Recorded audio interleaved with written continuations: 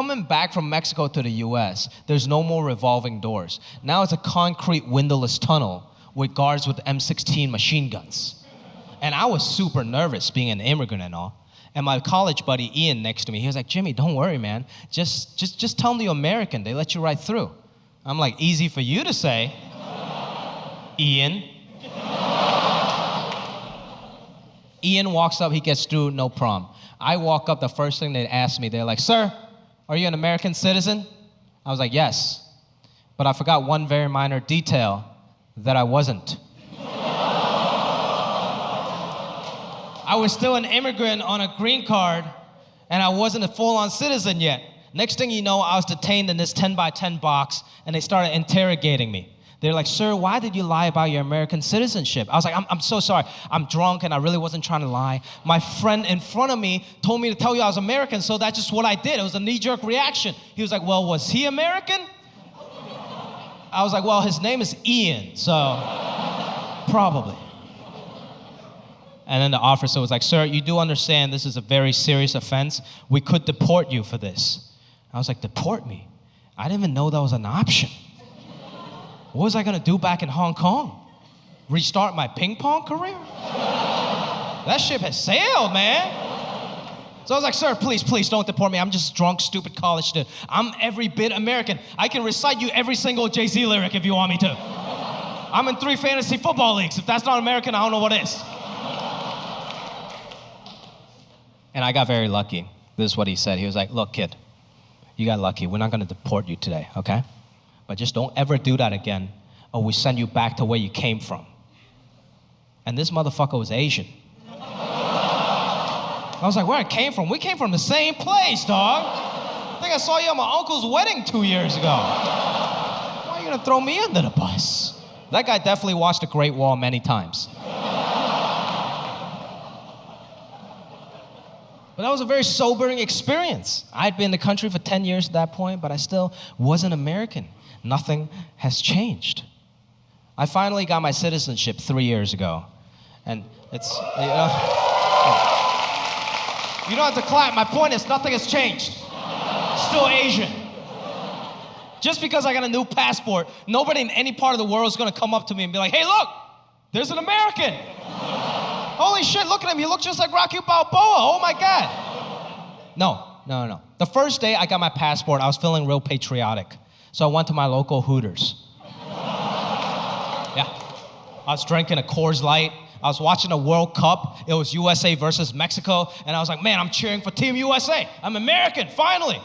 And this old Mexican dude came up to me. He couldn't really speak English. And this is what he said. He was like, amigo,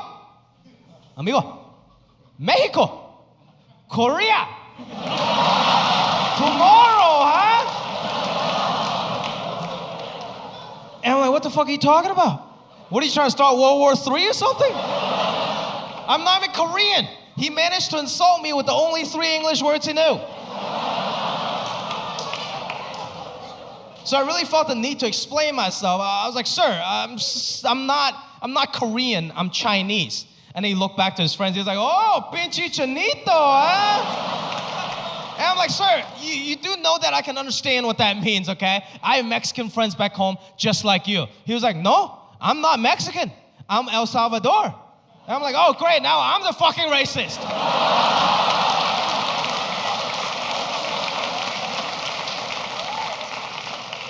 Nothing has changed.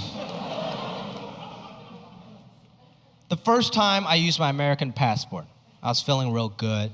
I was going to Winnipeg, Canada to do some shows. Have you guys ever been to Winnipeg? Oh, you? Really? Are you guys from Winnipeg? No, just general Canadian pride. I appreciate that. I don't think anybody in their right mind would go to Winnipeg. Not that there's nothing wrong with that city. It's way too cold and just not that fun. I had to go there for some work, so whatever. But I felt good. I walked through the border. I was holding my blue passport, and I slammed it down in front of the Canadian Border Patrol. I'm like, I'm American, sir. And he's like, okay. I didn't ask you that, but okay. Are you here for business or pleasure? And I was like, shit, I didn't think that far. I was obviously there for business, but I didn't get a business visa.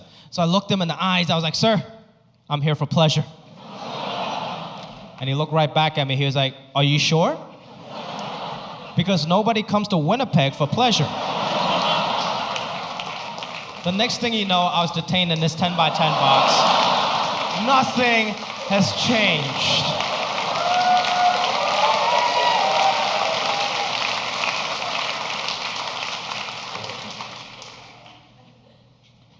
I was hanging out with Julian not too long ago, 1/3 of the Yellow Panthers.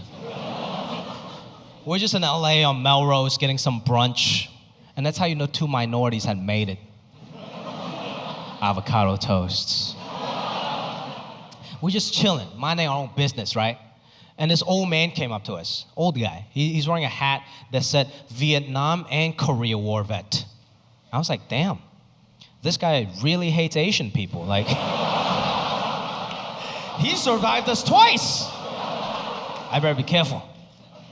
But he was actually a really nice guy. He was a really nice guy, complete stranger. And he came up to me and Julian. He was like, guys, what you guys are doing right now, it's exactly the civil rights that I fought for in the 60s. Keep it up.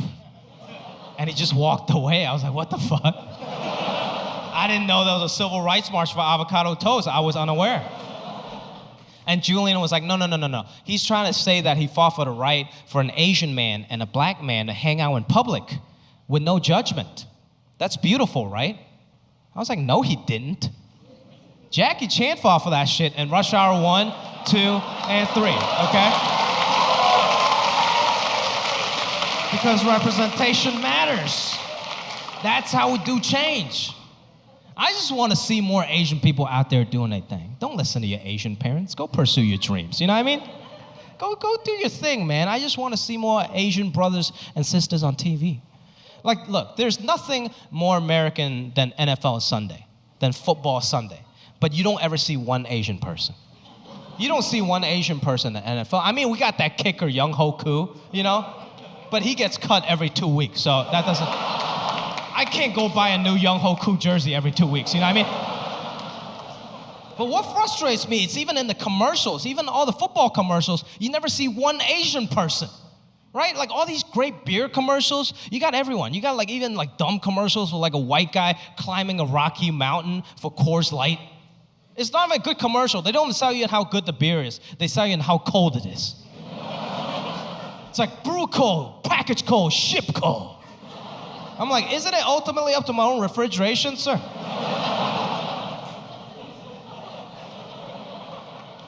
Latinos got great representation. The Dos Equis most interesting man in the world. That lasted like 15 years, one of the greatest commercials of all time. So I wrote my own version of it. It's called The Most Asian Man in the World. You got an Asian actor on screen, an announcer in the back, and the music starts playing.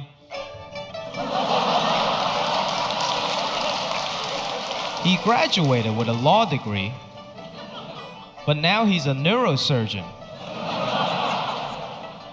He's 52 years old, but everyone still checks his ID. Whenever he takes a picture, he throws up the victory sign. You guys ever realize the closer the victory sign is to your face, the more Asian you look? Like, this is normal. This is some mainland China WeChat shit, you know what I mean? That